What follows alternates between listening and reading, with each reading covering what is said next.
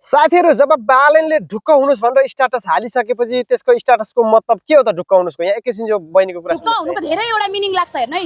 ढुक्क हुनुस् 5 वर्ष चुपचाप ढुक्क हुनुस्। मेरो पार्टीमा भन्नु मेरो सरकारमा सब ठगी हैन, अवसरवादी हैन, लालची यस्तै मुद्दामा मुसेकोहरु हुनुहुन्छ। ढुक्क हुनुस् धेरै एउटा लाग्छ। अब ढुक्क हुनुस् के 5 वर्षसम्म हामीले जहिले पनि पुँजीवादी व्यक्तिलाई मात्र साथ दिन्छौं। ढुक्क हुनुस् धेरै एउटा यथार्थ अर्थ लाग्छ नि त। ढुक्क हुनुस् ढुक्क हुनुस्। म सधैँभरि विदेशीको गुलाम भएर बस्न सक्छु। ढुक्क हुनुस् धेरै एउटा अर्थ लाग्छ नि त। कि त अर्थ खुलाउनु पर्यो। ढुक्क हुनुस् भनेर स्ट्याटस ठोक्दिने बस्दिने। क्याबिनेटको मिटिङ कति पटक भयो? एकचोटी आएर अभिप्रेत दिनु भएको छ उहाँले। एकचोटी आएर देश र जनताको लागि हामीले यस्तो भिजन बनाएको छौं, यस्तो कार्यान्वयन निकालिरहेको छौं। के भन्छ भने नि हामी काम गरेर देखाउँछौँ, बोल्नेमा पर्दैनौ भन्छ। मैले पत्रकार ज्यूहरु जति पनि क्यामेरा लिएर आउनु भएको छ, तपाईहरुले मलाई एउटा मात्र यस्तो काम देखाउनुस्। भाद्र 23 मा आज सरकार गठन भएको 35-70 दिन भयो, एउटा काम देखाइदिनु